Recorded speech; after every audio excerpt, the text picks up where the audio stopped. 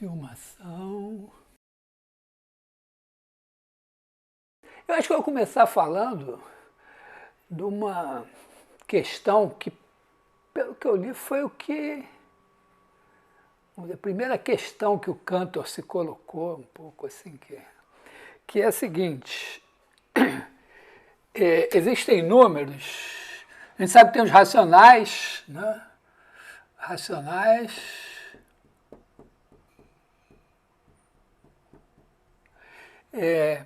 tem os irracionais,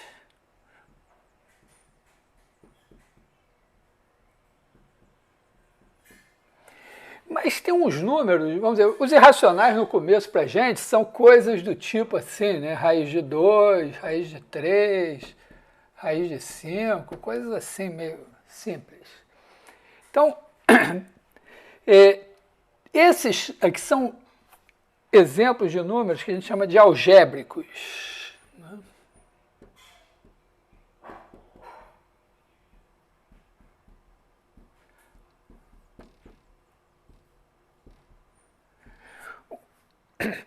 Porque os números algébricos são números que você, de certa forma, obtém a partir dos racionais. São assim, são os números que são raízes de polinômios com coeficientes racionais. Quer dizer, imagina assim, vamos dizer assim, x é algébrico,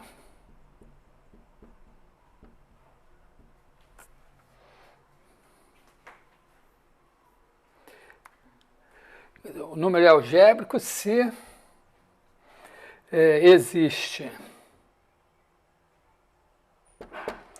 polinômio P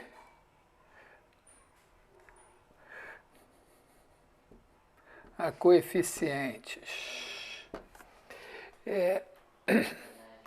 Eu vou botar os coeficientes racionais, mas isso dá no mesmo se for inteiros.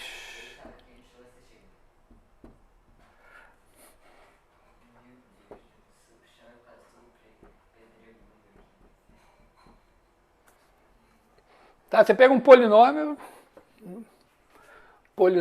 de coeficientes racionais. Então, a n xn mais a1x mais a0 igual a zero. Se você pegar isso aqui e pensar assim, isso é um Pn sobre Qn, é um número racional.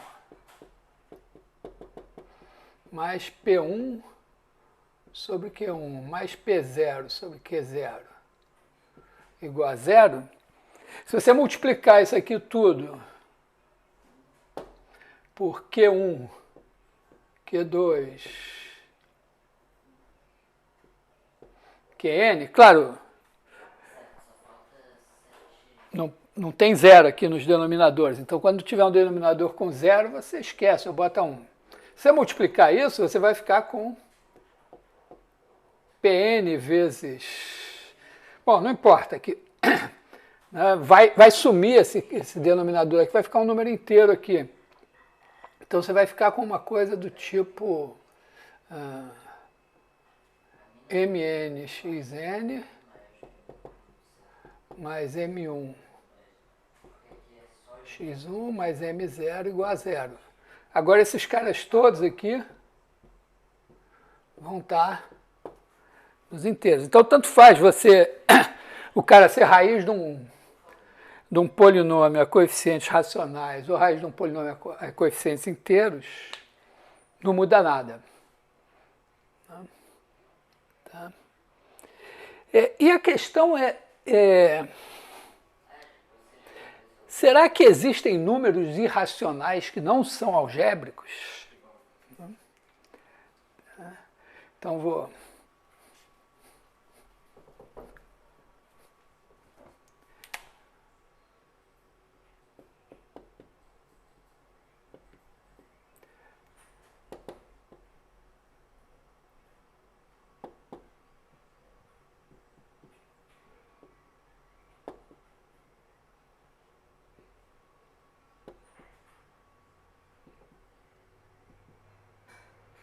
Repara que eu estava colocando a pergunta aqui no quadro e eu pensei, eu já estou orientando um pouco a resposta. Porque, a rigor, né, bom, quando você pergunta se existe, você diz, existe, está aqui. Ó. Né? Por exemplo, dá para provar, né, no livro do Spivak tem uma demonstração de que o número não é algébrico. Os números que não são algébricos são ditos transcendentes. Então tem um capítulo do Spivak que é para provar que o número é transcendente. Mas o interessante é que a gente pode provar que existem números algébricos sem mostrar nenhum. Fazer um teorema de existência. Porque, olha só, vou mostrar por quê. A gente sabe, né, que se você tiver conjuntos assim, vou chamar assim de A1, AN, todos enumeráveis.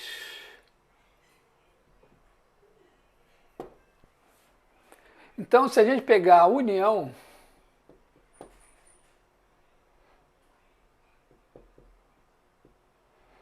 dos AN, esse cara é enumerável. A gente provou isso na aula passada, de passagem. Né? A gente pode fazer o seguinte, ó, faz assim aqui, ó, 1, 2, 3, 4, 5, etc, N. Aí você bota os caras do A1 aqui, os do A2 aqui, os do A3 aqui, os do A4 aqui.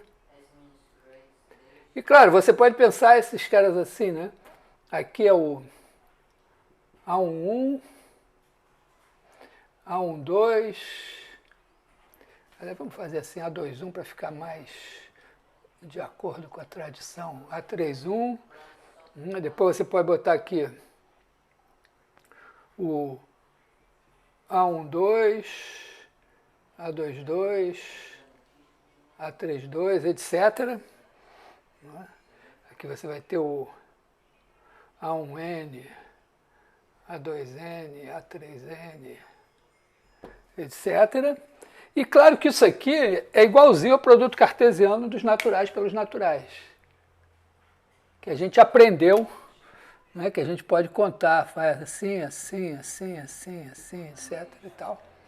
Então, claramente, a união, se você tiver uma quantidade enumerável de conjuntos enumeráveis, juntar tudo, ainda é enumerável. Tá? E claro, se em vez de enumeráveis fossem infinitos, por mais razão ainda. Tá? Então, olha só. A ideia é muito simples, olha. Para cada polinômio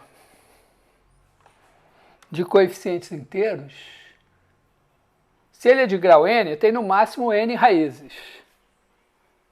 Então, se você escrever um polinômio com coeficientes inteiros, você está criando no máximo n números. Oi, diz aí, André. Ah, tem uma dúvida? Eu não fico olhando, eu fico...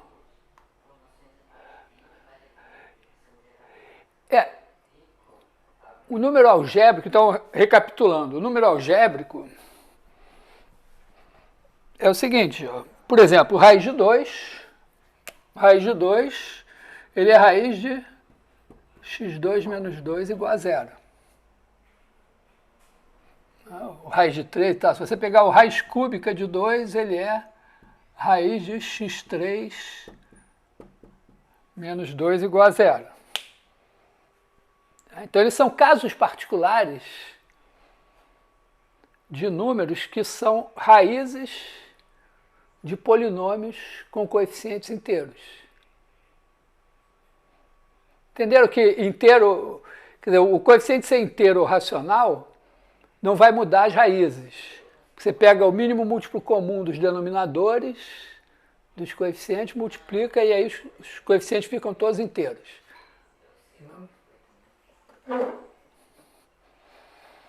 Tá legal? A definição do que é um número algébrico? Não, Márcia? Porque olha só, os números racionais você obtém, na verdade, o número racional, ele é raiz de um polinômio do primeiro grau com coeficientes inteiros. Quer dizer, quando você faz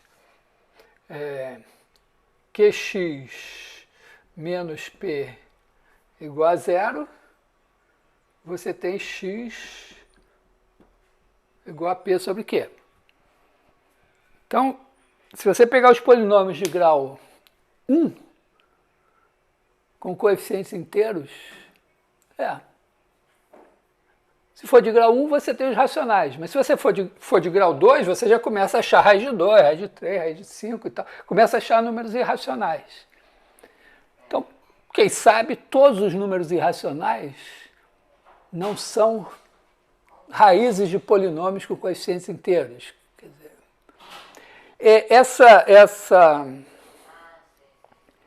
essa questão, aliás, faz muito sentido no século XIX, depois do trabalho do Abel, do Galois e tal, principalmente o trabalho do Galois depois, quer dizer, que você nem todo, vamos dizer, existem polinômios cujas raízes não vão poder ser calculadas a partir de fórmulas envolvendo as 4 operações mais a extração de raízes. Quer dizer, tem números que eventualmente seriam raízes de polinômios, mas não basta fazer as 4 operações mais a extração de raízes para chegar neles. Então, quem sabe o π, o e e tal, não seriam números assim. Ninguém suou para... Não sei, acho que foi o Liouville, não me lembro agora. Alguém foi lá e conseguiu mostrar que existia realmente um número que não era algébrico, quer dizer, não era raiz de nenhum polinômio com coeficientes inteiros. Mas a gente pode fazer uma demonstração muito mais fácil com o que a gente tem. Porque a gente sabe o seguinte, eu acabei de ver isso, né, que se eu tenho um conjunto enumerável, outro, eu boto todos assim, isso é enumerável, eu já sei. Ora, os polinômios a coeficientes inteiros, né, pensa só, para cada grau n, vou botar grau menor ou igual que n. Menor que n. Né? Porque aí, então você vai ter coeficientes a 0, a 1, até a n-1, que são inteiros. Então, um polinômio de coeficientes inteiros de grau menor ou igual a n, isso aqui pode ser dado por uma n-upla,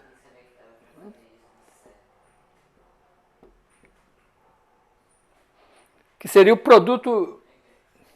Ora, a gente já viu que você pode pegar um número inteiro, outro número inteiro, formar o par ordenado, os pares ordenados e dar enumerável.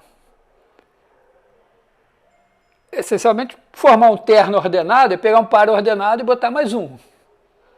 Se os pares ordenados são enumeráveis, se você botar mais um, que está também num conjunto enumerável, vai ser enumerável. Então, na verdade, z elevado a qualquer potência, esse daqui é enumerável.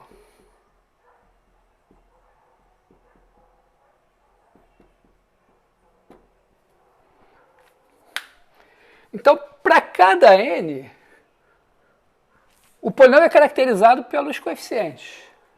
Para cada n, os polinômios de grau menor ou igual que n formam um conjunto enumerável. O conjunto de todos os polinômios de coeficientes inteiros vai ser a união desses caras. Tá legal essa história? O polinômio é caracterizado pelos coeficientes. Se os coeficientes são todos num conjunto dos inteiros que é enumerável, então os polinômios de grau menor ou igual a n são enumeráveis. De n mais 1 também, então você tem, vamos dizer, você tem os polinômios de grau 1, grau 2, não é verdade, né? Menor ou igual a 1, menor ou igual a 2. Cada um está contido no... Cada um que vem aqui contém todos os outros. Mas não faz mal, a gente... Grau menor ou igual a 3, etc. Cada um desses é enumerável. Enumerável, enumerável, enumerável, enumerável. Então, o conjunto dos polinômios de coeficientes inteiros é enumerável. Tá? Então, ó, conjunto dos polinômios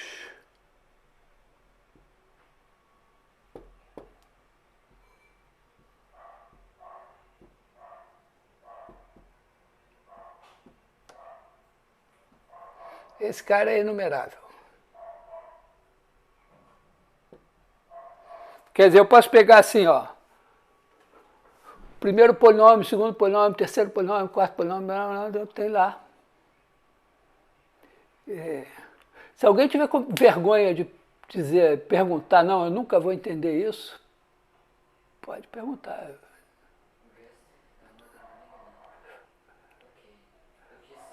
Você, Marcelo, nunca vai entender isso? Fala aí, André, também.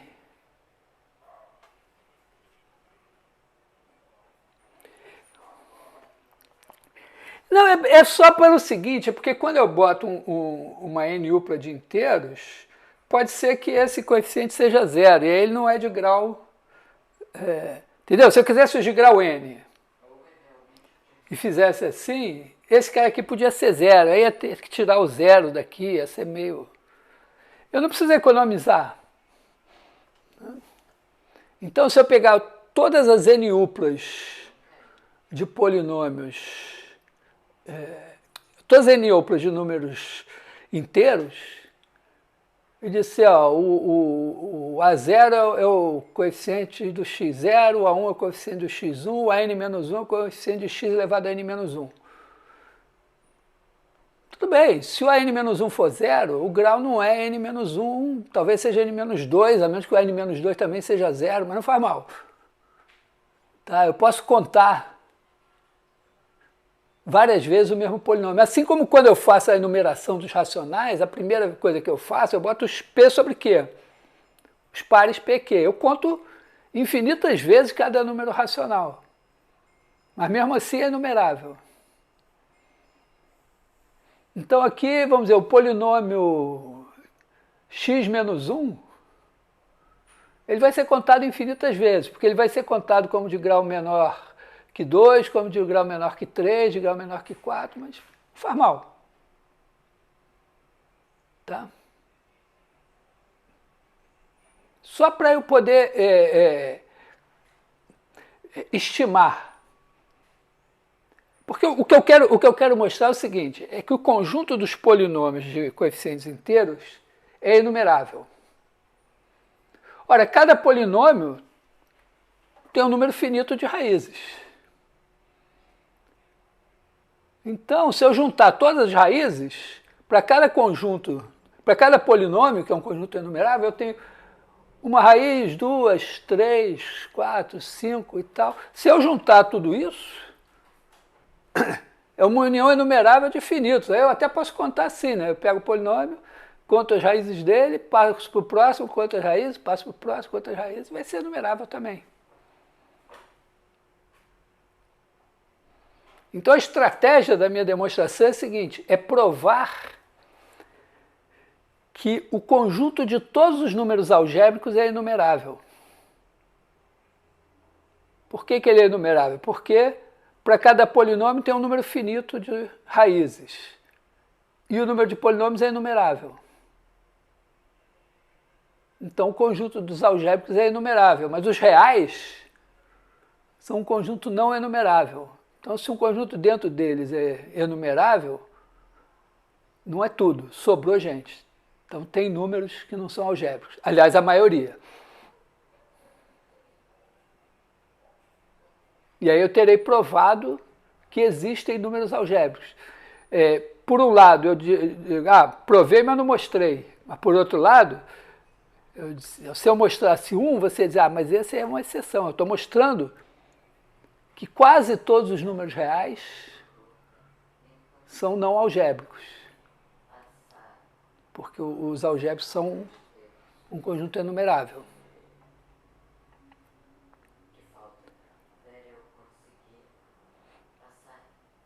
Então, antes de eu recomeçar, vamos pensar assim, ó, a estratégia é a seguinte: eu sei que o conjunto dos reais não é enumerável. Né? Se eu fizer se eu pegar um conjunto enumerável dentro dos reais, ele não é tudo. Então, se eu mostrar que o conjunto dos algébricos é enumerável, eu provei que tem números que não são algébricos. É uma nova maneira de provar que algumas coisas existem.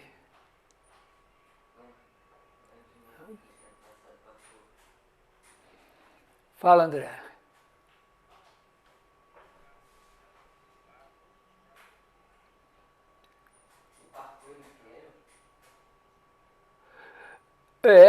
Você estava na aula passada, eu me lembro.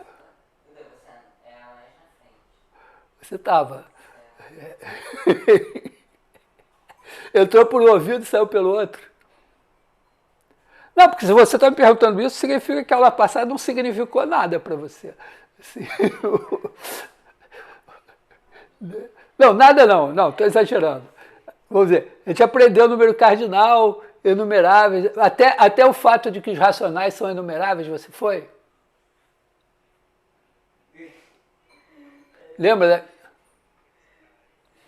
Não, mas aquela coisa que os racionais são um conjunto enumerável, você lembra? Foi que faz assim, conta assim e tal.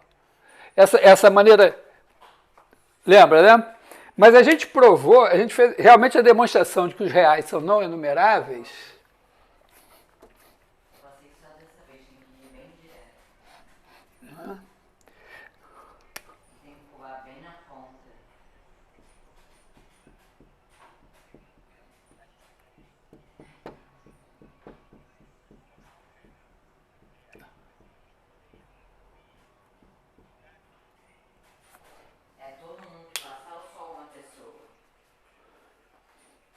Não, mas a gente provou que o conjunto dos reais não é enumerável.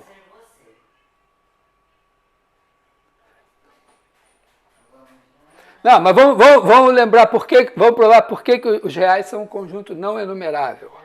Primeiro, se você botar os reais aqui e pegar um intervalo aqui, por exemplo, 0,1, você pode entortar o 0,1 um pouquinho assim, fazer ele assim, botar aqui numa paralela, pega aqui, e aí você faz assim, e você faz uma bijeção entre o intervalo e a reta. Aqui está o intervalo aberto. Mas lembra que também a gente podia pegar um intervalo fechado, se a gente pegasse aqui o intervalo fechado, e pegasse aqui o aberto, né? Então aqui ó, a gente tem o A, o B. Aqui está o A, aqui está o B. Eu posso pegar e fazer aqui uma sequência de números, né? Vou chamar aqui de A1, A2, A3, etc. Sequência infinita aqui. Né? Aí eu posso fazer o seguinte, eu pego essa sequência aqui, essa mesma sequência, só que eu vou jogar esse intervalo nesse aqui da seguinte maneira, ó, o A vem para cá, para o lugar do A1. O B vem para cá, para o lugar do A2. E agora o A1 vem para o lugar do A3, o A2 vem para o lugar do A4, o A5 vem para o lugar do A6 e assim sucessivamente. Tá? Eu andei com esses caras, duas casas para a direita, abri dois lugares, trouxe o A e o B para cá. Então eu fiz uma bijeção entre o intervalo fechado e o intervalo aberto. Então, ó, tem bijeção entre os reais e o intervalo aberto, entre o intervalo fechado e o aberto. Tudo bem. Então, para eu mostrar que R não é enumerável, isso é equivalente a provar que 0,1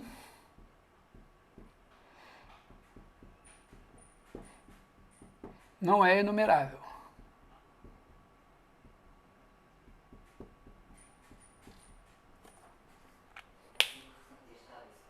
Tá?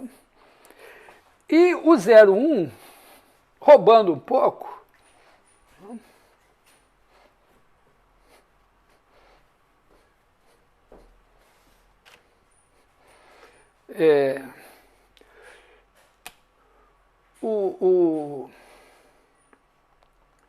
para cada sequência, se você escrever assim 0, 1, 0, 0, 1, 1, 0, 0, 1, 0, etc., quer dizer, cada sequência de zeros e uns me dá um número entre 0 e 1. E cada número entre 0 e 1 também tem uma sequência. Tirando o 0 e o 1, que eu vou representar, não, o 1 vai ser igual a 0,1, que é igual a 1 meio mais 1 quarto mais 1 oitavo. Tá? Então a representação do 1 vai ser essa. A do 0 é o 0 mesmo. Né? Todos os números racionais que, a partir de um certo ponto, tem 0, tem duas representações. Tá? Mas, tudo bem, a gente vai passar isso por um momento. Ou pelo menos vou deixar só para ter a ideia. Tá?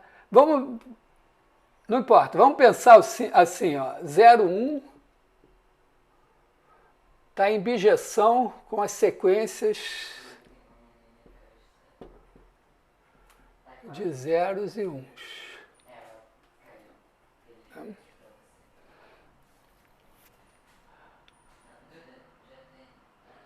Basicamente, assim, porque você pode fazer o seguinte, né? Não vou fazer. Vou gastar esse tempo com isso não. Então, pensa assim. Então, o meu objetivo vai ser só mostrar o seguinte, que esse conjunto das sequências de zeros e 1 não é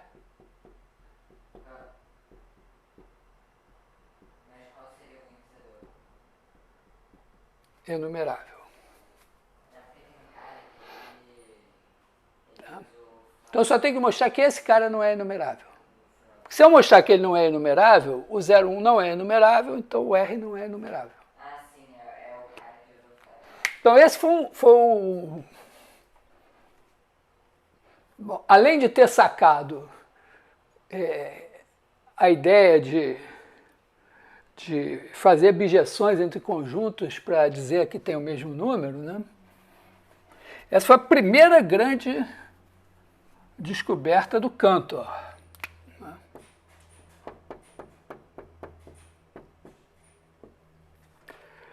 Então, o Cantor disse o seguinte, ó, imagina que eu tenho aqui que o conjunto das sequências fosse enumerável. Então, eu teria a primeira sequência, que seria 0,1100101110, etc. e tal. Teria a segunda aqui, 0,00000010000, sei lá. A terceira, aqui, 0,1. O primeiro 1 vai aparecer alguma hora, o primeiro 0 vai aparecer alguma hora, não sei, talvez. A quarta, 0,00100100100010001, etc. Então, imagina que isso fosse uma bijeção. Eu tivesse uma bijeção. Aqui estão os naturais e aqui estão as sequências, pensando assim, os números entre 0 e 1. Ele diz, não é possível. Quer dizer, essa função não pode ser sobrejetiva. Tá? Quer dizer, seria o seguinte, f de n em R nunca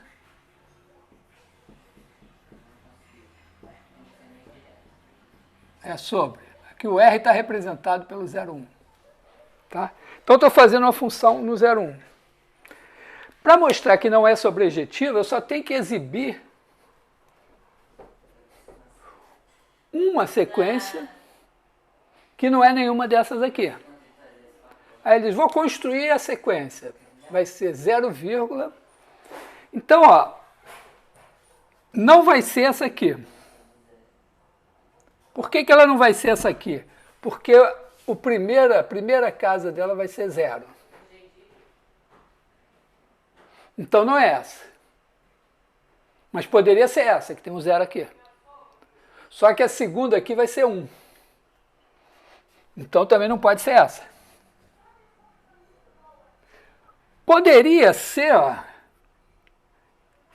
que aqui tivesse um 0 assim. E aí eu olho aí, pode ser essa. Mas aqui tem um 1 na terceira. Então eu vou botar um 0 aqui. Agora não é mais essa. Aí imagina que a quarta fosse exatamente 0,0. Poderia ser essa. Mas essa daqui tem um 0 aqui. E essa minha vai ter um 1. Tá? É uma ideia extremamente simples e genial, né? Demorou um tempo para ele ter essa ideia.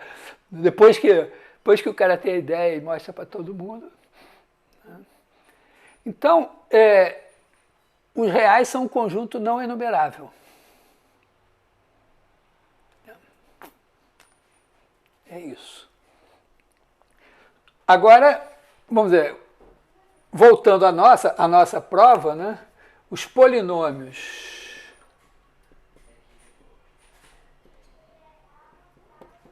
a coeficientes em Z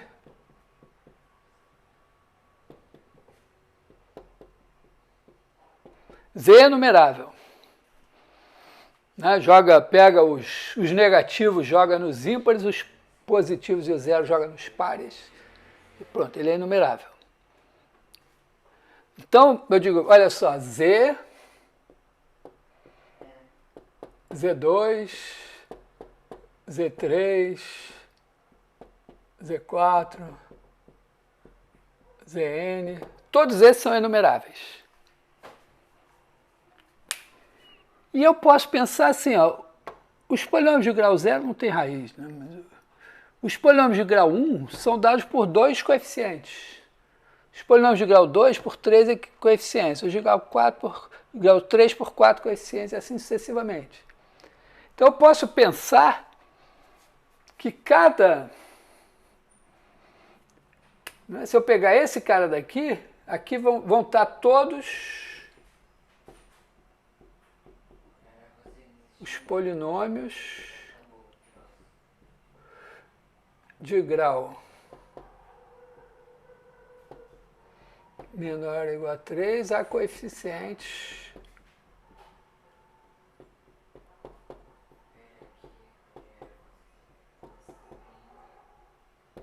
em Z.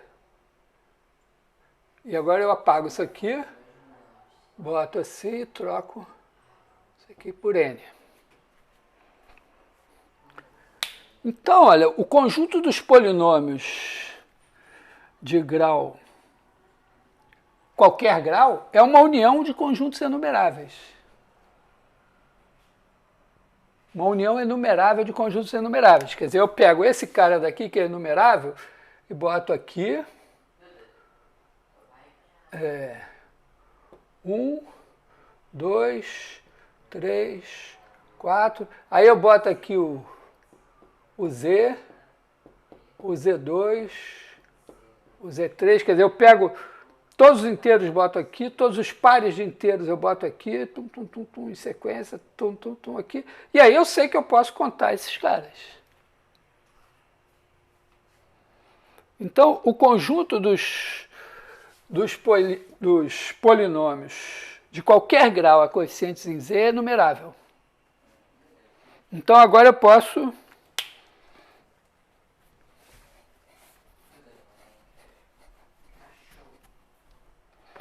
fazer assim, né? Agora eu pego assim os polinômios e tem aqui, ó, o P1, o P2, P3, P4, P5, quer dizer, os polinômios eu botei em fila aqui, eles são enumeráveis. Aí o P1, ele tem lá um certo número de raízes. Tem 1, 2, 3, sei lá, ele é de grau 10 a sexta. O P2 só tem uma raiz, o P3 tem duas, o P4 tem 15. Mas claro, né? Eu posso pegar, agora eu posso contar assim, ó, 1, 2, 1 milhão. 1 milhão e 1. 1 milhão e 2, 1 milhão e 3, 1 milhão e 4, 1 milhão e 5. É enumerável. Ora, mas esses são os números algébricos. Claro que tem polinômios aqui que têm raízes iguais. Tem polinômio aqui que tem raízes complexas. Quer dizer, na verdade, eu vou ter que pular esses números aqui estão superestimados. Então, o conjunto de todos os números algébricos é menor do que o que eu coloquei aqui, né? Porque aqui todos os polinômios foram contados infinitas vezes. Várias raízes aqui, na verdade, são menos do que tem aqui, mas no fim é inumerável. Então, o conjunto dos números algébricos, esses que são raízes de polinômios a coeficientes inteiros, é inumerável. Mas então não é o R inteiro. Sobrou um monte.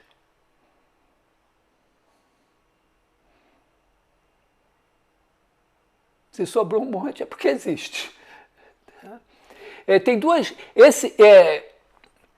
Esse tipo de demonstração é um tipo de demonstração bastante comum.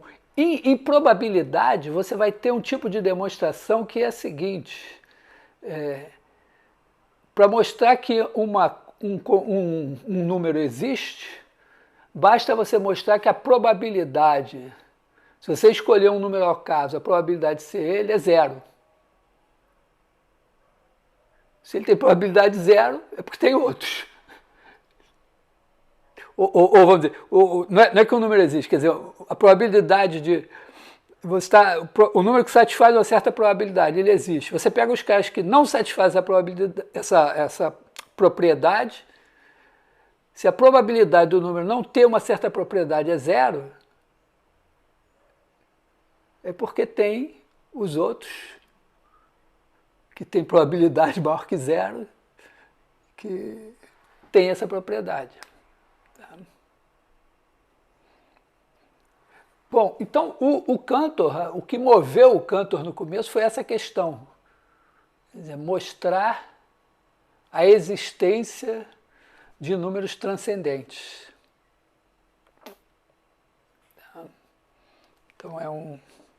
Então, o que nós acabamos de fazer foi mostrar que existem números que não são algébricos.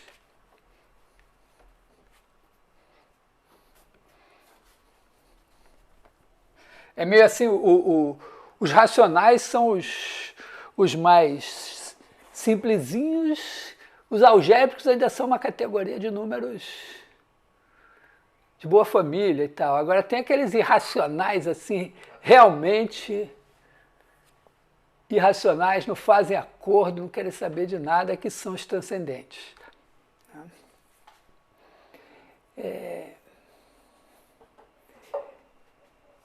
Eu queria fazer uma outra demonstração, né, usando a ideia de medida nula.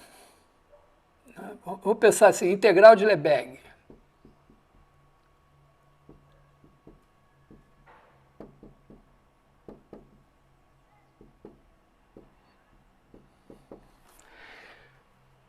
Nós não vamos fazer, não vai entrar no nosso programa integral de Lebesgue. Tá?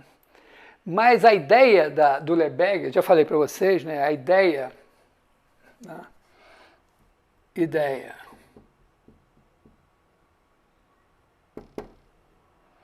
olha só, quando você faz, quando a gente vai lá medir a futura piscina do André, eu fizer a piscina dele e tal, aquele negócio do ladrilhamento, né? Você faz um ladrilhamento assim, né?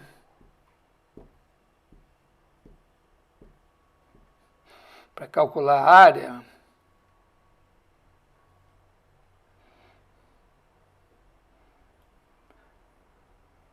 Geralmente você pega os ladrilhos do mesmo tamanho e tal, e pega um número finito. Mas é razoável você pensar que, vamos dizer, na verdade, aqui já esse tamanho já está bom, você botar uns ladrilhos menorzinhos aqui e tal, uma coisa assim. Tá? Mas sempre é um número finito. Né? Então, vamos dizer, o Riemann,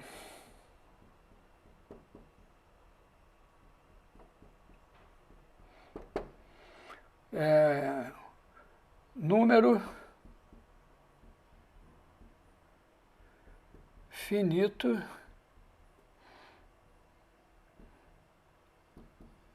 de ladrilhos.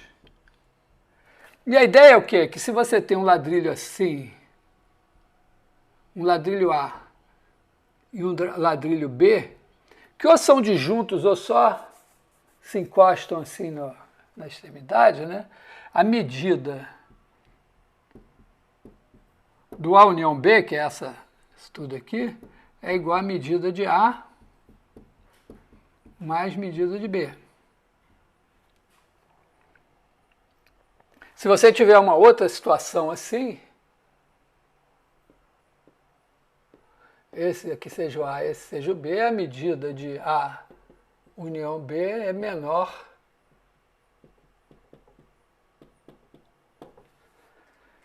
tá? E daqui você mais ou menos chega, vamos dizer, o Riemann seria isso, né?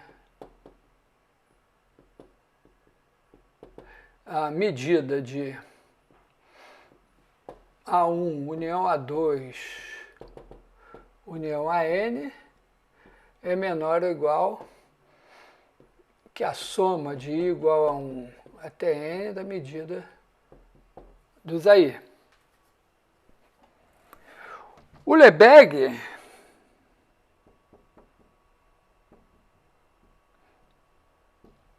a grande mudança dele é dizer, não, eu vou passar por uma quantidade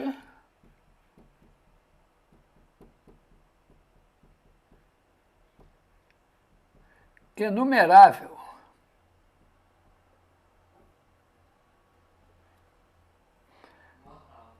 de ladrilhos.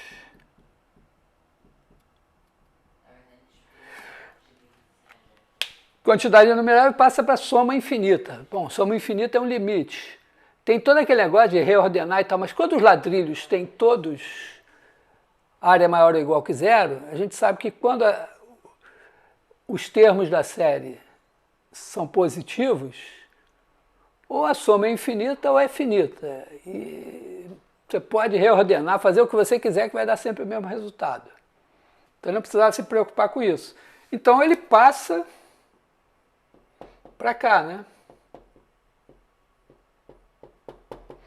A medida do A1 união A2 união AN é menor ou igual, agora é que o somatório de I igual a 1 até infinito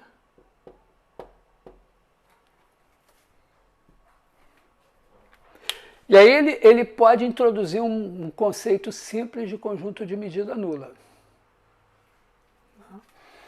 Então,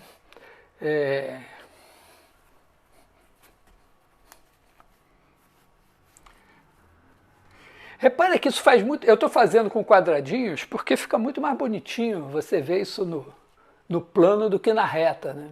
Claramente a reta é uma limitação aqui, mas... Né? Então, a gente pode dizer o seguinte, que A é de medida nula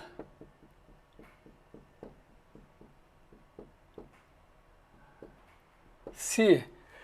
A medida de A é nula se ela for menor que qualquer epsilon. Então, se para todo epsilon maior que zero, a medida de A é menor que epsilon. Como é que eu vou provar que a medida... Vou garantir que a medida de A é menor que epsilon? O A pode ser um conjunto esquisito. Né? Por exemplo, pode ser a piscina do André. Eu vou cobrir por ladrilhos. Tá? Então, se para todo epsilon maior que zero existe uma coleção AN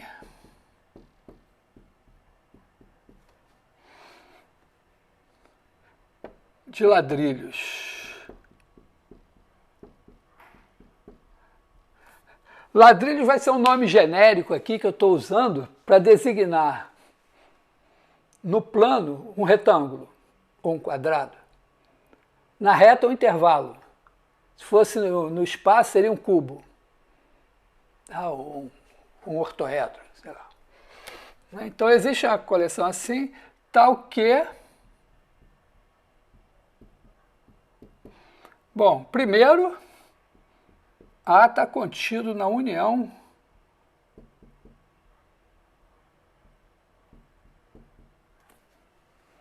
então eles cobrem o A. E segundo, a medida disso aqui é menor que epsilon, mas a melhor maneira de eu garantir isso é simplesmente eu dizer que somatório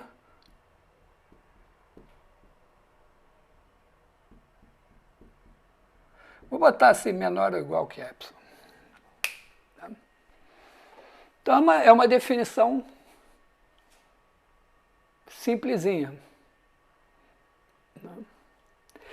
E a gente tem uma propriedade, né, uma proposição simplesinha também.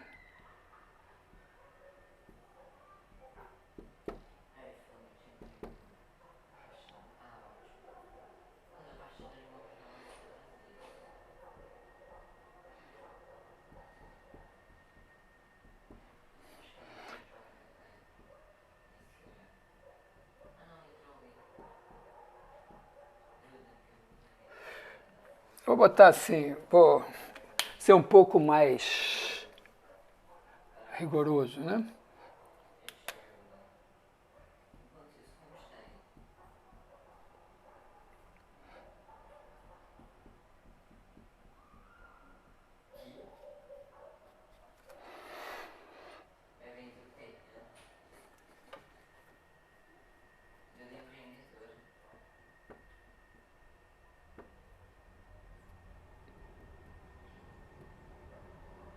Eu usei uma forma meio literária aqui, porque eu não quis apagar o que eu já tinha escrito. Então, se cada um desses caras é de medida nula,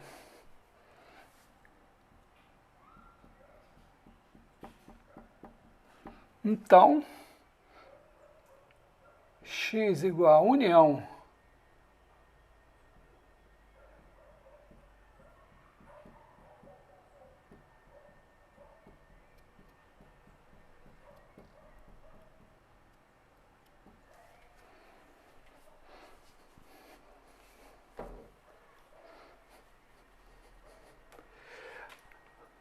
demonstração.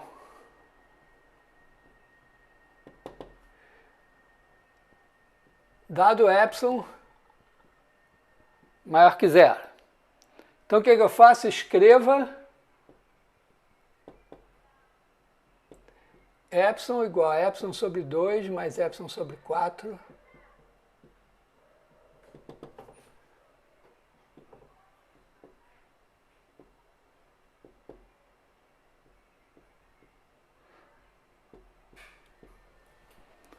É um dos grandes truques da matemática, é PG, a soma da PG. Então agora eu sei, ó, cada xn é de medida nula. Então, para cada n, tome a n índice I, a coleção assim, com xn contido na união de igual a 1 a infinito de AN índice I e somatório de igual a 1 a infinito da medida do A n índice I menor ou igual que epsilon sobre 2 elevado a n. Ou seja, já que eu posso cobrir cada xn por uma família numerável de caras com a medida total menor ou igual que epsilon, em vez de eu tomar epsilon, eu tomo epsilon sobre 2 elevado a n. E aí quando eu juntar, né, se eu juntar todos esses caras,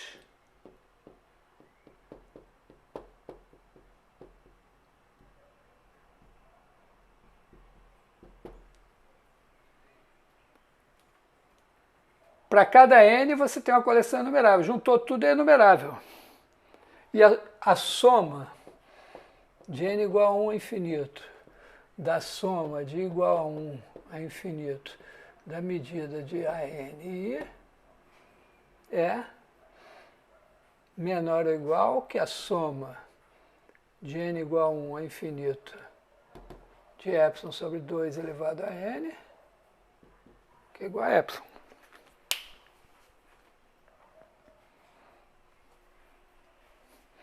Então, é legal que se você pegar os racionais, você tem um conjunto de medida nula.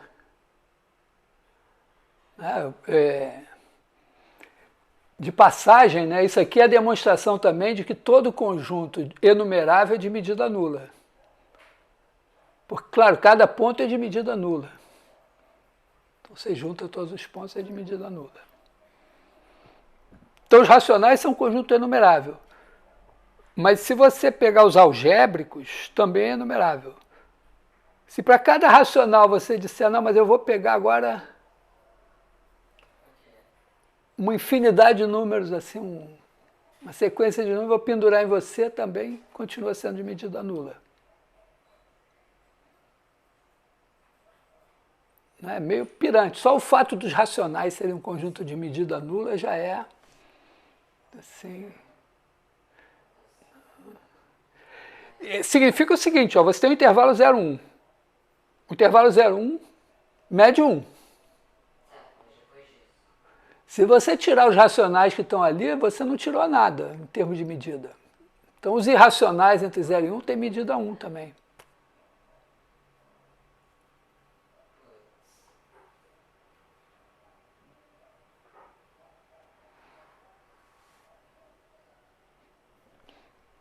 Tá certo?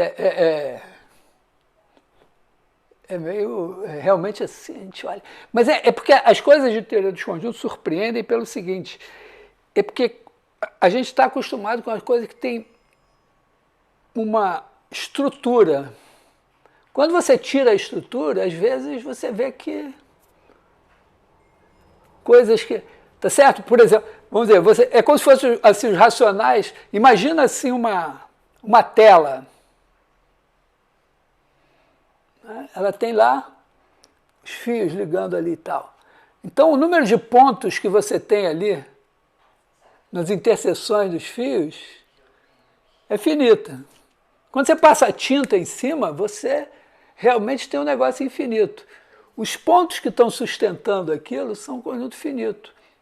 Se você tirar aquilo, você vai, era tão pouco, isso que está sustentando tudo. Mesma coisa, os racionais estão lá como se eles estivessem sustentando todos os reais, mas na verdade eles são só os pontinhos da tela.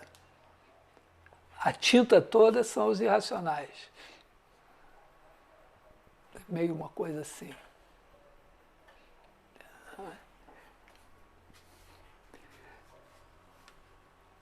Então, temos isso. Mas eu queria mostrar uma coisa interessante da integral de Lebesgue, que é o seguinte.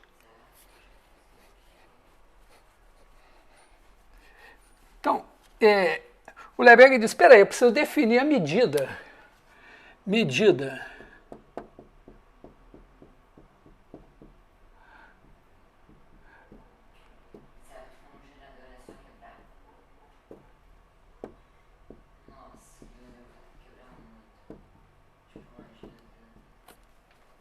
Como é que eu meço o subconjunto de R? Eu te dou lá um conjunto que era um intervalo, mas você tirou uns pontos, juntou outros, pegou sei lá, fez um conjunto de números reais. Então,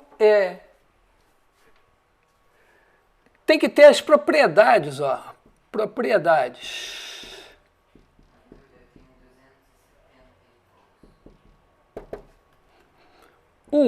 Propriedade 1.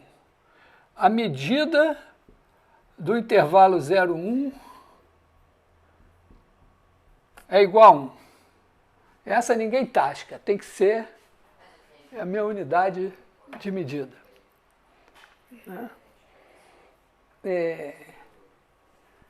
Segunda propriedade, talvez, né?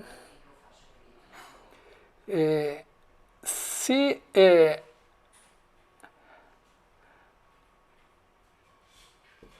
a n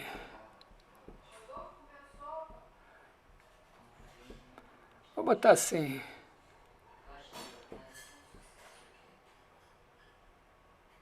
pensar assim, conjuntos AN são disjuntos,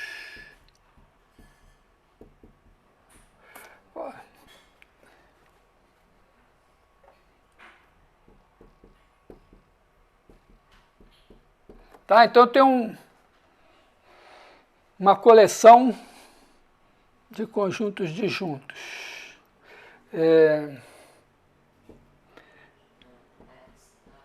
Então, a medida da união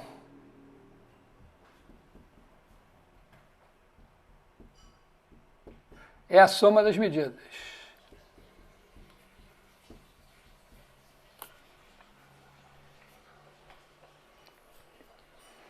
Não.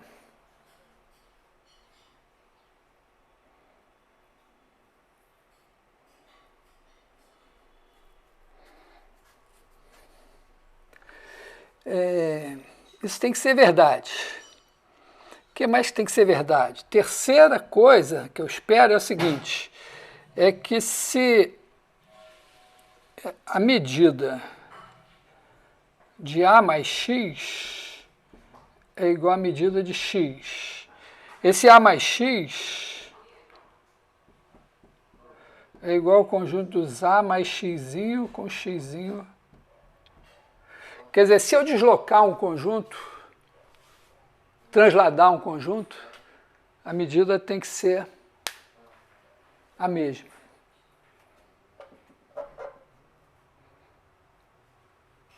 Eu não sei se eu tenho que botar falta alguma coisa, eu acho, não sei se eu tenho que botar assim,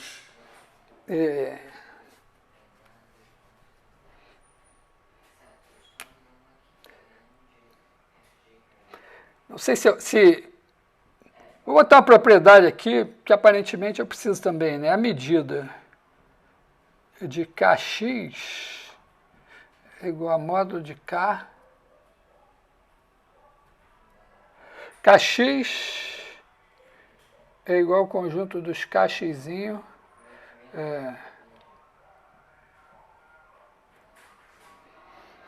Em particular, né, se eu fizer K igual a 0, o ponto 0 tem medida nula.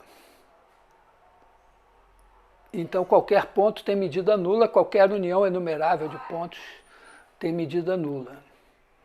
Não sei se basta isso, mas, digamos,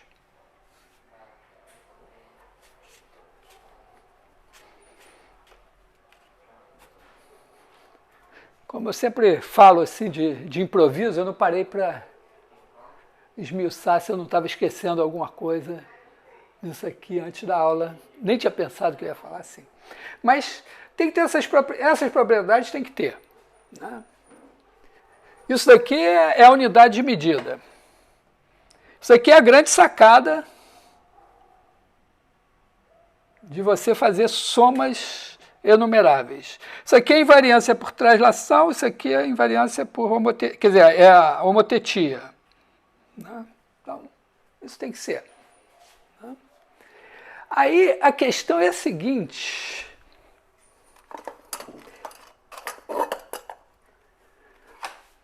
Será que existe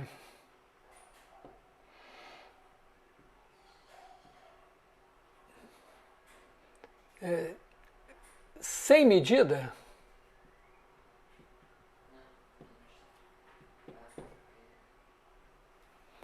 Porque a partir daí você pode... Né, como é que você vai definir? Na verdade, antes de colocar essa questão, vamos pensar assim, você estende a medida da seguinte maneira, você define, ó, se você pegar aqui o x, você faz uma coisa assim, a medida exterior do x, que é a aproximação por fora, né, é o seguinte, você pega todos os somatórios das medidas de AN, tal que com x contido na união dos AN, quer dizer, você faz todas as coberturas do x por uma família numerável de intervalos, vamos dizer assim, ó, porque com isso aqui a gente sabe a medida de qualquer intervalo. Tá? Quer dizer, daqui, ó, com essas propriedades, a gente tem que a medida de AB é igual a B menos A. Né? Acho que sim, né? Porque você pode pegar o 0,1, levar para algum lugar, depois dividir por alguma coisa, multiplicar por alguma coisa para dar o AB.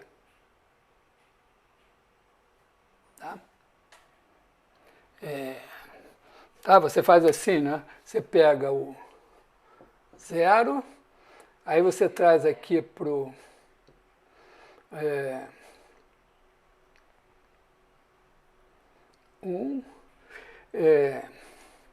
quer dizer, esse aqui seria o 1. Você vai, digamos, multiplicar por B.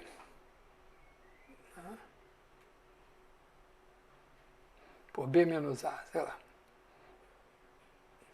Ou melhor, né? Faz assim, multiplica aqui 0,1 por B menos A, fica aqui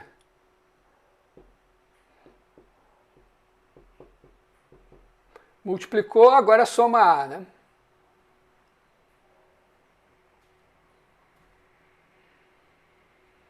Soma A e vem para cá.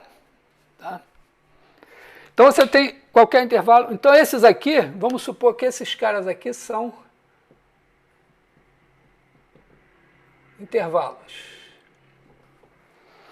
Então você faz todas as coberturas enumeráveis do x por intervalos e, obviamente, aqui vai ter coberturas que vão se superpor assim, né? Mas tem as melhorzinhas que são assim.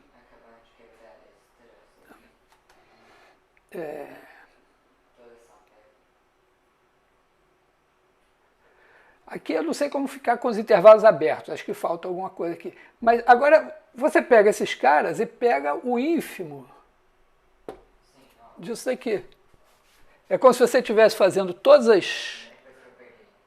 as aproximações por cima do x e pega o ínfimo e diz, isso aqui vai ser a medida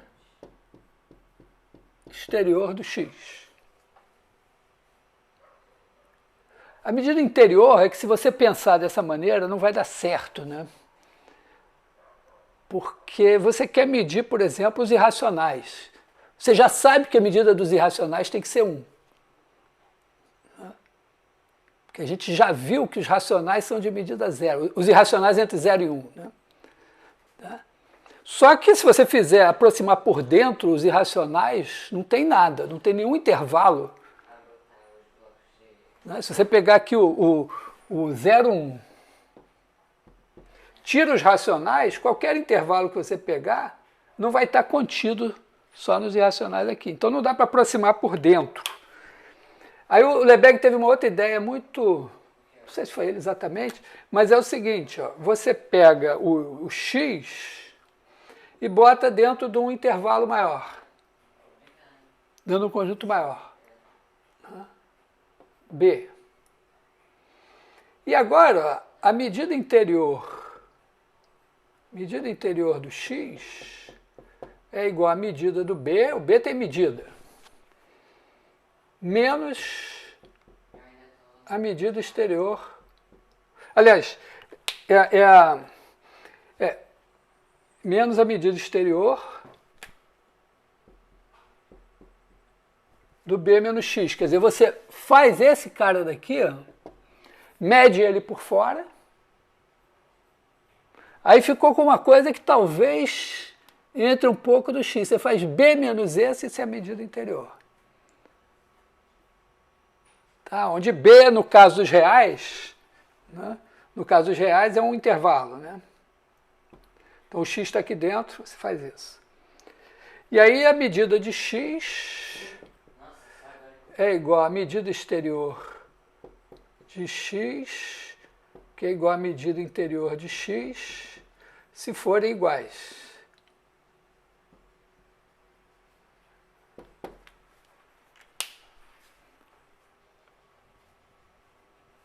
E aí, vai em frente.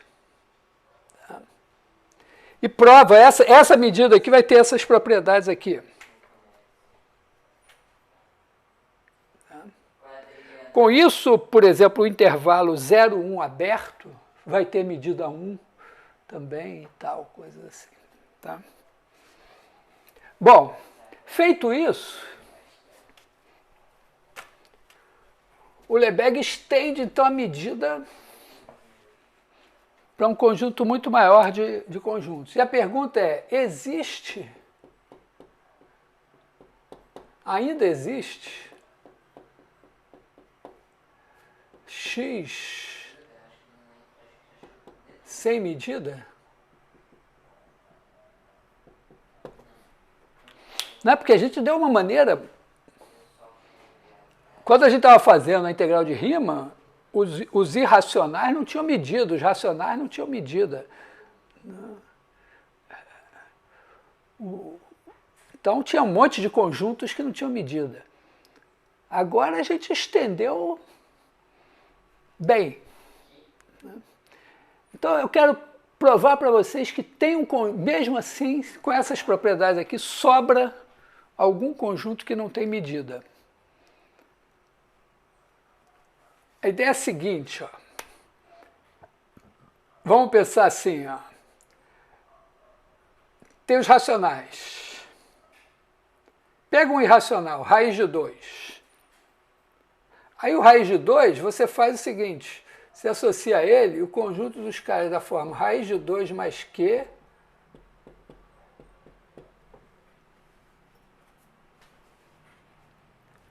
pega o π, associa a ele o conjunto dos π mais Q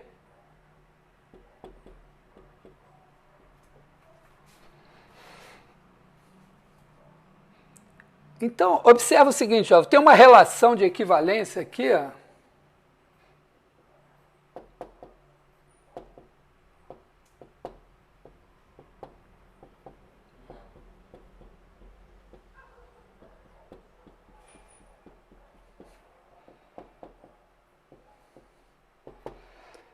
X é equivalente a y, 6 só C, x menos y é um número racional.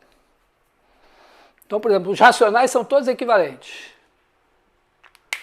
Os caras que são raiz de 2 mais 1, raiz de 2 mais 2, raiz de 2 menos 1 meio, raiz de 2 menos 3 quintos, raiz de 2 mais 3 oitavos, todos são equivalentes ao raiz de 2.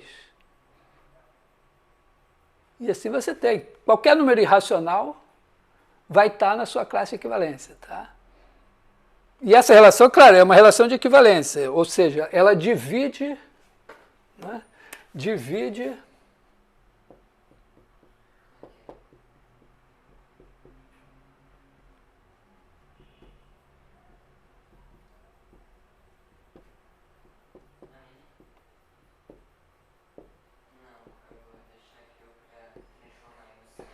né, que nem os inteiros módulo P.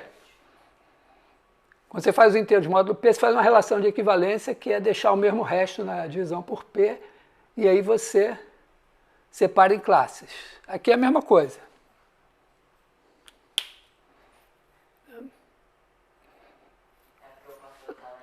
Bom, repara que as classes são todas meio que do mesmo tamanho, né? Porque você pega um elemento da classe, você pega o π. Se você deslocar, somar ele, raiz de 2 menos π, ele cai no raiz de 2.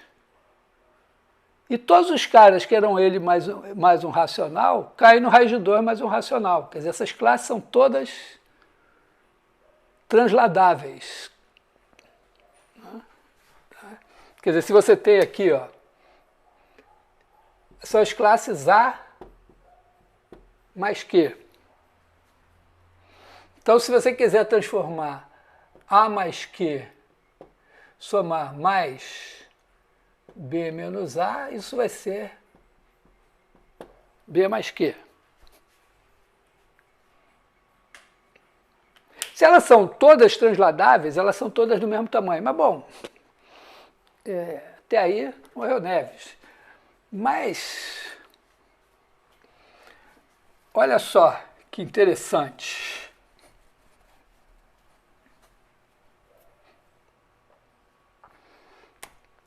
Vamos fazer o seguinte, está aqui os reais, está aqui o intervalo 0, 1. Cada classe dessas tem um elemento entre 0 e 1. Né? Você pega um número qualquer, x, ele está entre dois inteiros, n mais 1. Então, o x menos n está aqui, n é racional. N é um inteiro. Então, x menos n, que é esse cara daqui, está aqui, está entre 0 e 1. Então, todas essas classes têm um elemento entre 0 e 1. Então, vamos fazer o seguinte. Escolha um elemento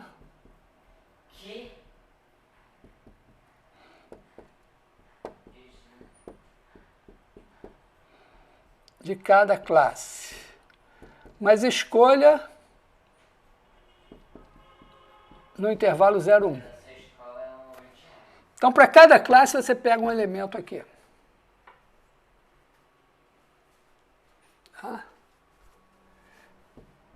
E forme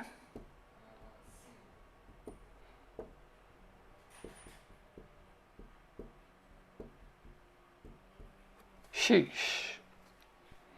Então, a gente tem o seguinte, a x está aqui 0, 1, o x está aqui dentro. Meus parabéns, você já é o diabo. Pessoa do último ano.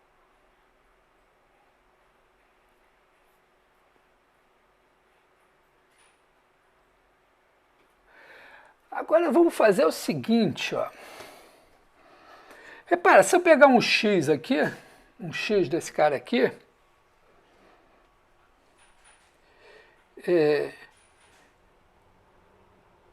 e pegar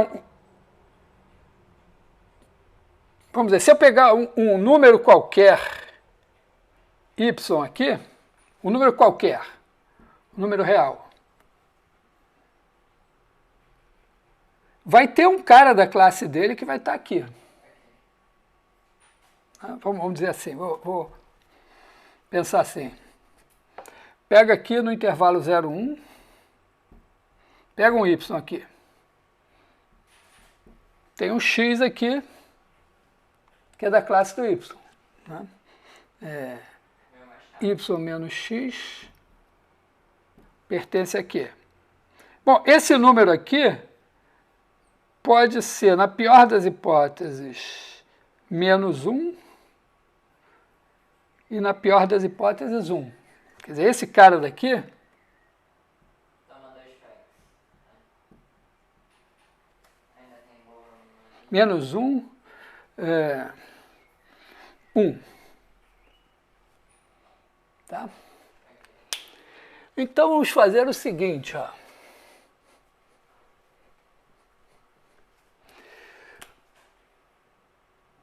Para cada racional,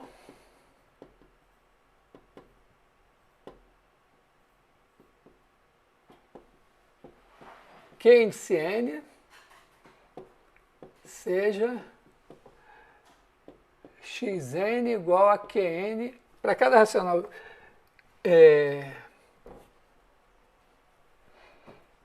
em menos 1, 1, Qn seja xn igual a Qn mais x. Quer dizer, eu pego os elementos de x e desloco de Qn. Então, quando eu desloco com um número entre menos 1 e 1, eu vou ficar aqui entre menos 1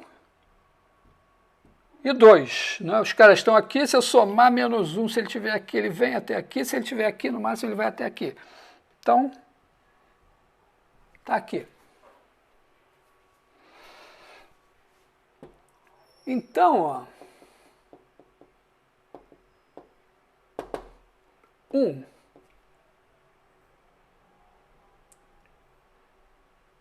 O xn é o x deslocado de alguma coisa. Então, a medida do xn é igual à medida do x. Porque eu só desloquei ele de Qn.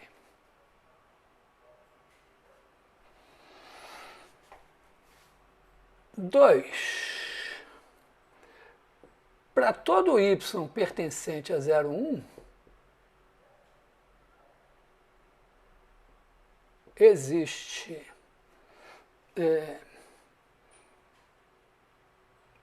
n tal que y pertence a xn. Por quê? Porque se ele está entre 0 e 1, tem um cara da classe de equivalência dele aqui no x, porque eu peguei um de cada classe de equivalência. Então, esse cara está aqui, o y está aqui, a diferença deles é um racional entre menos 1 e 1. Então, está aqui. Ou seja,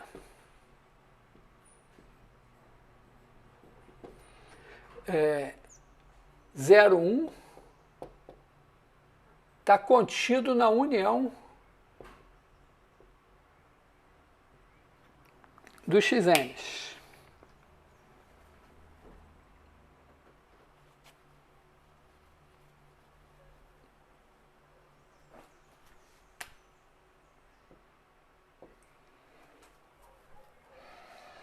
Terceira coisa é que todos os xn estão entre menos 1 e 2. Quer dizer, a união dos xn's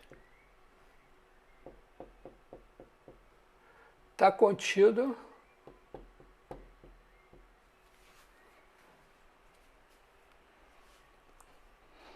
bom, mas então, se esse conjunto aqui contém o 0, 1 e está contido em menos 1, 2, então a medida...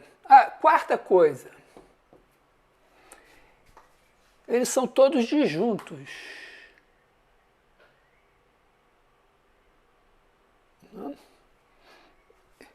Porque cada xn, né, o xn são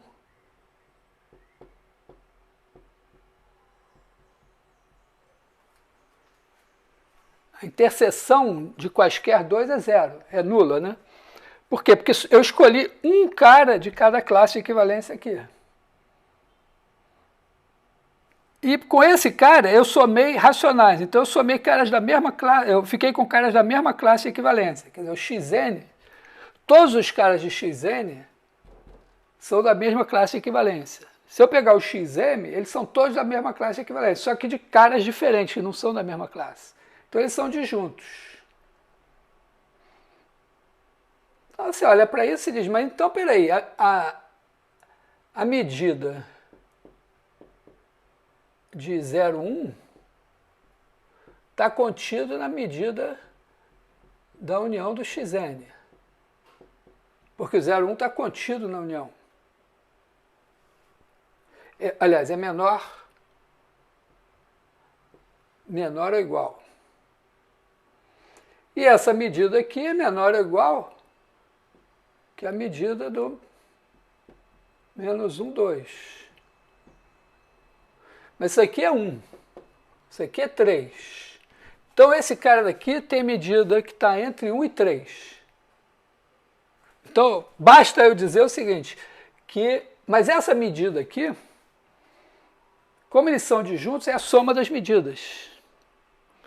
Então a soma de n igual a 1 a infinito da medida dos xn, que é essa medida aqui, é maior ou igual a 1 e menor ou igual a 3. Aliás, basta dizer que é maior que 0 e é menor que infinito. Mas eles têm todos a mesma medida. Eu não posso ter infinitos conjuntos com a mesma medida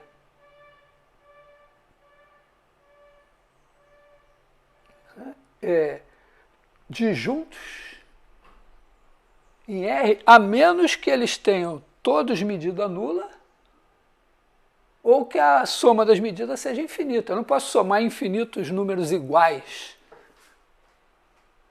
e dar uma coisa finita, a menos que esses números sejam zero. Então, isso aqui nos conduziu a um absurdo. Só tem duas coisas que podem estar erradas no meu raciocínio.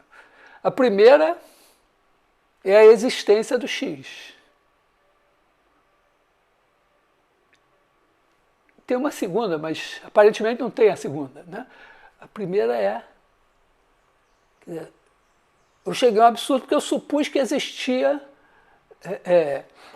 vamos dizer, que não é que a existência do x, é que todo conjunto tinha medida. Quer dizer, eu estou supondo que o meu x tem uma medida.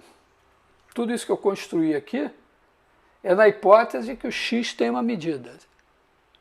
Então, eu acho que eu sou levado a concluir que esse conjunto x que eu construí não tem medida. Mas tem a segunda coisa muito importante, que é isso daqui. É mais uma questão de teoria dos conjuntos. Assim, quando se começou lá no século XX a construir uma axiomática para a teoria dos conjuntos, essa possibilidade de você escolher um elemento de cada conjunto, em qualquer circunstância, foi meio questionada. Peraí, isso aí não devia ser uma propriedade e tal. Entendeu? Eu estou usando a seguinte propriedade. Se eu tiver uma coleção de conjuntos não vazios, eu posso escolher um elemento de cada um e formar um conjunto com um único elemento de cada um. Ou fazer uma função que escolhe. Isso ficou meio questionado, ficou meio como o axioma das paralelas. Aí o Gödel, se não me engano, o Gödel, em 30 e pouco e tal, provou que se você acrescentasse essa possibilidade aos axiomas, isso não gerava nenhuma contradição. E depois o Cohen, lá o mesmo, acho que da hipótese contínua, lá em 60, mais ou menos em 60, provou que você podia fazer uma teoria de conjuntos com ou sem o axioma da escolha. Mas então, vamos dizer, ficou definido que você tem que ter esse axioma aqui. Tá, hoje ele é meio, acho que é meio padrão dizer, bom, pode fazer isso. Então, já que pode fazer isso, eu demonstrei que o sonho de dar uma medida a cada subconjunto dos reais para fazer uma integral mais poderosa tem um certo limite, quer dizer, sempre vai ter algum conjunto que não pode ser medido. Tá? Desde que tenha todas essas propriedades que eu falei. Também aqui estou usando, então, eu dei uma entrada meio na integral de Lebesgue, que é um curso que integral de Lebesgue nem sempre é visto vamos dizer, na matemática aplicada,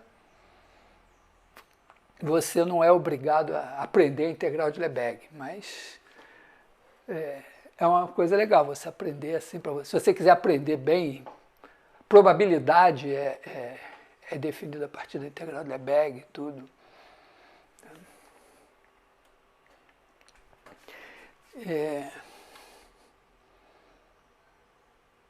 Bom, então, repara, provamos coisas assim meio... que existem números que não são algébricos, existem conjuntos, por melhor que seja a sua extensão da integral, você vai ter conjuntos que não têm medida. Nesse caso a gente até mostrou o conjunto.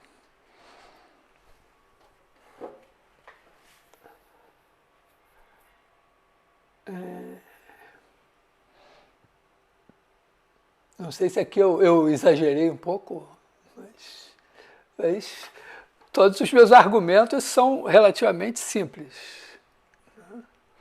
Tem números assim.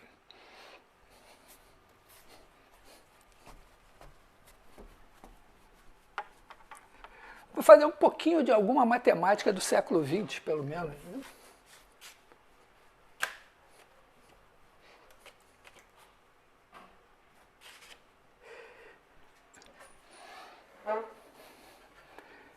Então aprendemos alguma coisa de enumerabilidade, não enumerabilidade e tal.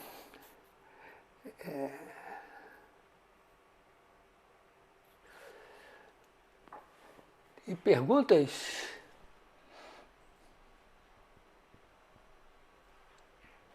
Nada assim, foi acachapante. Então, pensando assim, vamos dizer, resumindo, né?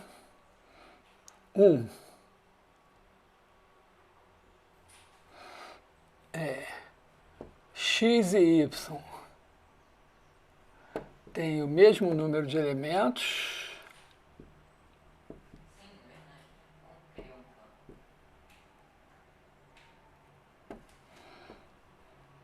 A gente costuma anotar isso como cardinal de x igual a cardinalidade de x é igual a de y. C e somente C, existe f de x e y bijetiva.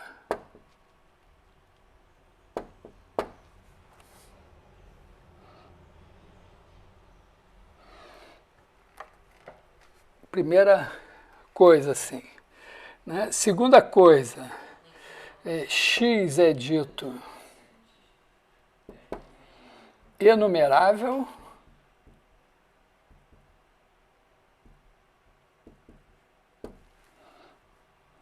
se a cardinalidade de x é igual à cardinalidade do conjunto dos naturais.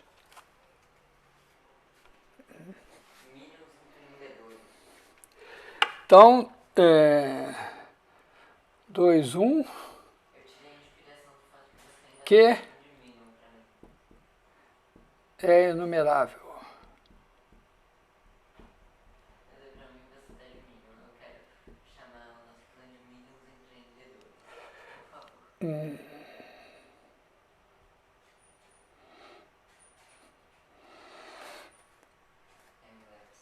Uhum. Deixa eu ver o que mais que podemos... Bom, Q é enumerável. 2. R não é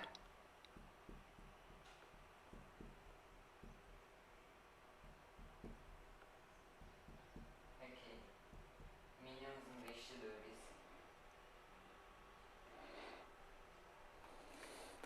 A gente pode dizer assim, isso aqui são coisas devidas... Bom, Cantor fez essas coisas todas aqui, né? Terceira coisa...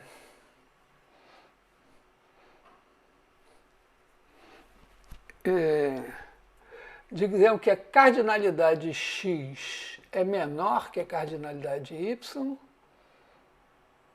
se não existe abjeção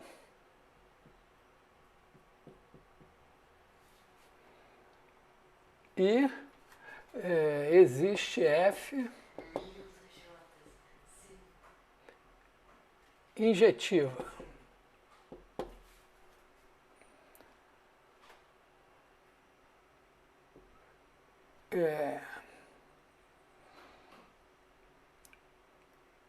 A cardinalidade x é sempre menor que a cardinalidade do conjunto das partes de x, que é o conjunto dos subconjuntos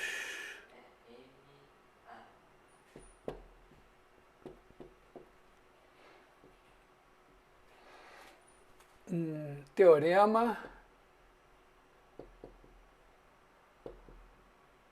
Minions AJs unidos. Mal. Nossa, é a sigla perfeita, Duda. Mal.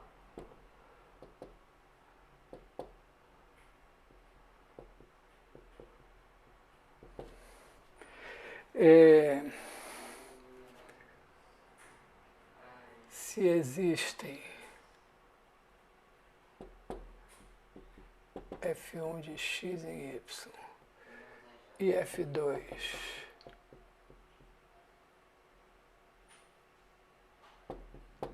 Unidos, não separados, unidos. É que assim fica mal. que isso é uma relação de ordem boa.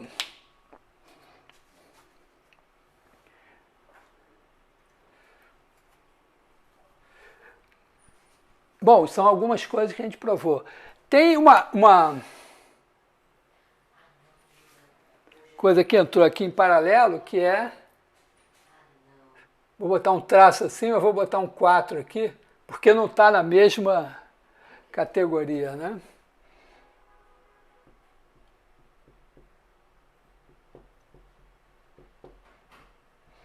Medida nula.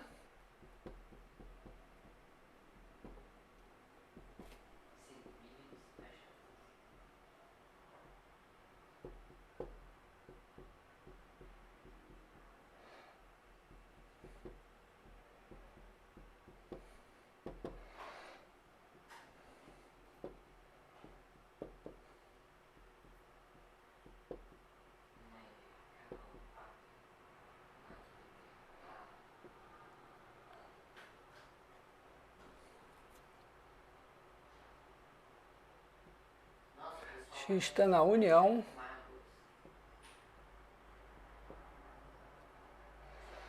E 3.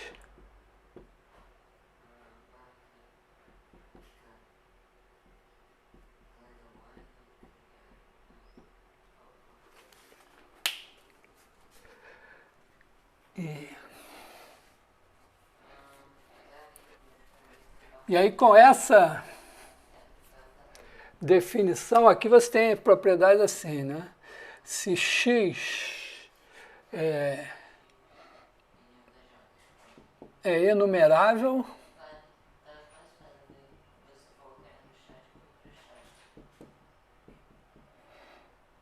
x é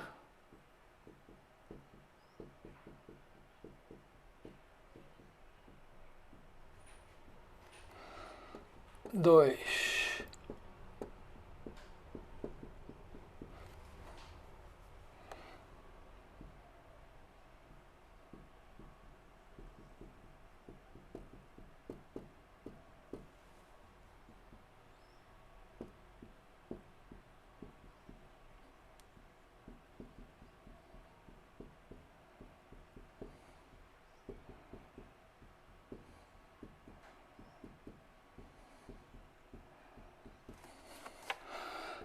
3. O conjunto